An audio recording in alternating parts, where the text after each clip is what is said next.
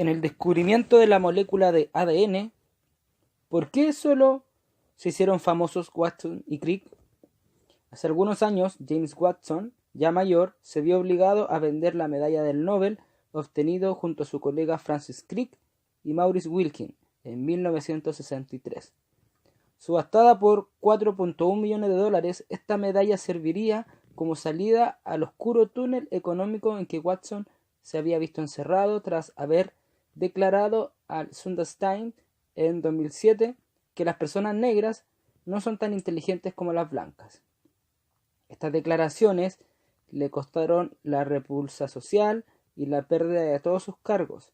De hecho, no era el primer patinazo del científico, que en el pasado había sido acusado de sexismo por algunas declaraciones acerca de la inferioridad de las mujeres en la investigación científica. Curiosamente, algunos años antes, la familia de su colega Crick también había subastado su medalla, y la cuestión es, ¿de verdad se merecían esa medalla?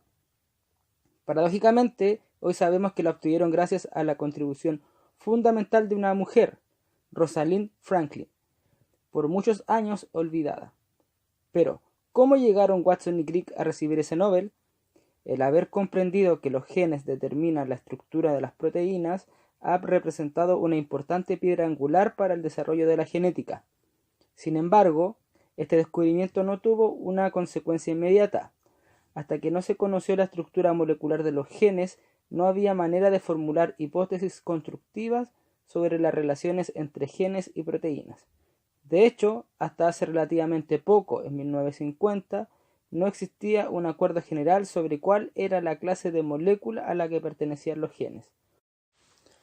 Mucho antes de que se confirmara que el ADN es el portador de la información genética, los genetistas ya sabían que esta función la debía cumplir una molécula que debía poseer de forma estable la información concerniente a la estructura, función, desarrollo y reproducción de las células de un organismo.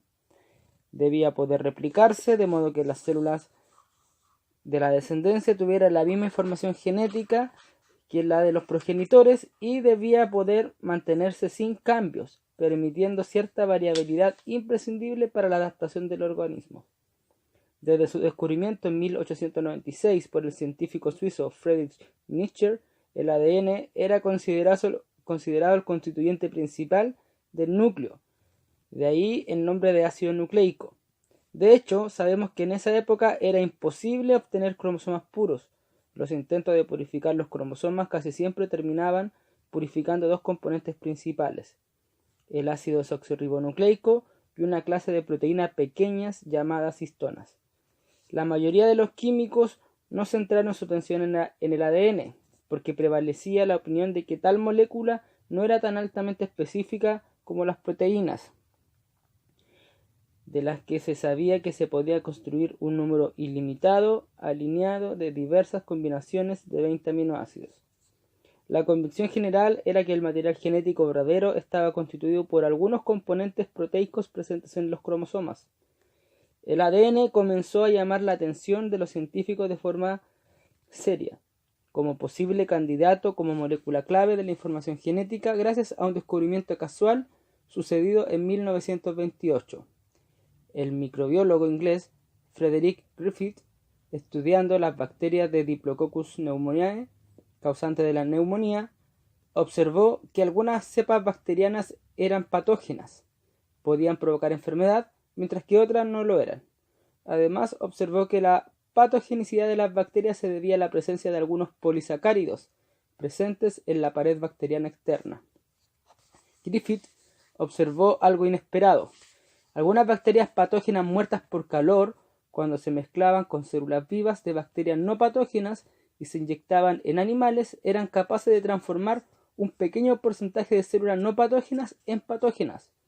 De esta manera, las células no virulentas adquirían los polisacáridos en la pared celular y se volvían virulentas. Este hecho llevó a Griffith a descubrir la existencia de sustancias activas de naturaleza genética que permanecían sin daño tras la exposición letal de las células al calor y que era capaz de infectar a otras células no patógenas induciendo su patogenicidad. Un par de décadas más tarde, Oswald Avery identificaría este factor como factor transformante como el ADN.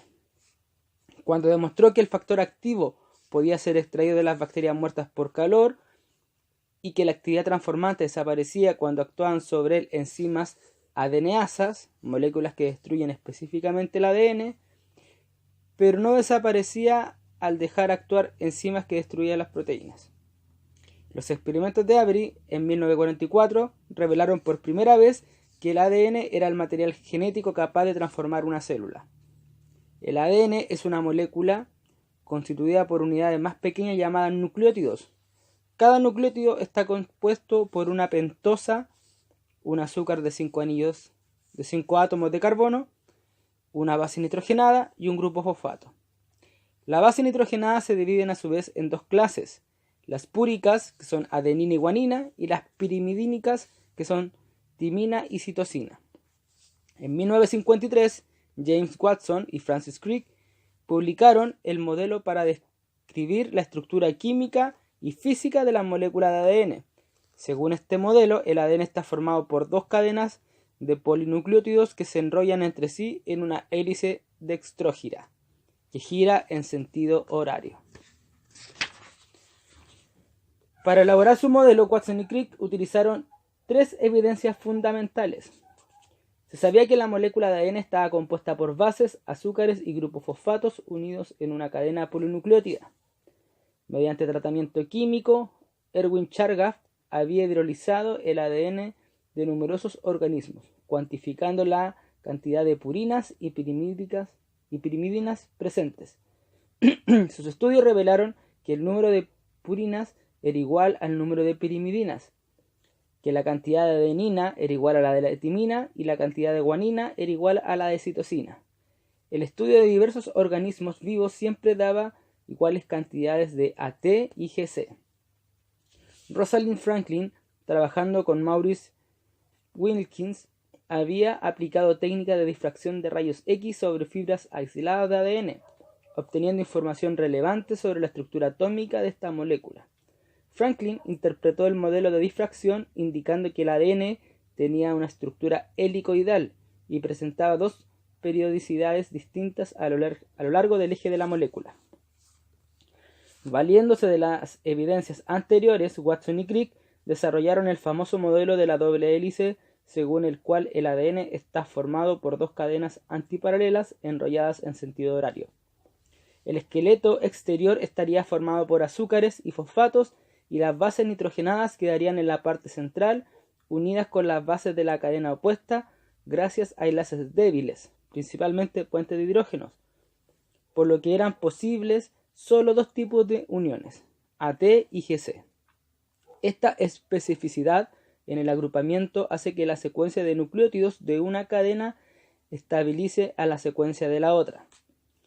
Indudablemente, en 1963, en el podio para la entrega del Premio Nobel por el descubrimiento de la estructura del ADN, faltaba Rosalind Franklin. Fallecida prematuramente a la edad de 37 años debido a un tumor de ovarios, esta científica había conducido todos los experimentos que permitieron fotografiar con rayos X la estructura del ADN, cuya interpretación permitió deducir la estructura tridimensional del mismo.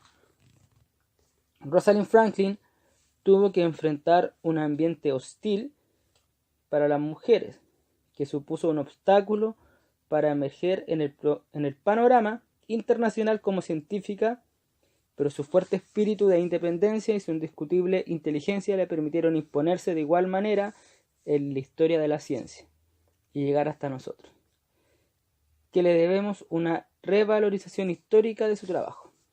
Franklin tenía 33 años en febrero de 1953, cuando en su cuaderno de notas escribió que el ADN está formado por dos cadenas distintas. 2 semanas después, en el laboratorio de Cavendish de Cambridge, Crick y Watson construían su modelo. Para ello, como vimos, estos científicos habían considerado los descubrimientos de Franklin, pero estos nunca fueron publicados oficialmente. ¿Cómo los conocieron? La razón se halla en Maurice Wilkins, que trabajaba con Franklin en el King's College de Londres. Wilkins sin permiso de la científica, había mostrado a Crick y Watson en enero de 1953 una fotografía del ADN hecha por Franklin. Lo que Wilkins no imaginaba era que esta información sería vital para que los dos científicos dedujeran la estructura del ADN. Las dificultades a las que Franklin se enfrentó, unidas a una prematura muerte que no le permitió recibir el reconocimiento justo, la han convertido en un ícono del movimiento feminista en el campo de la ciencia.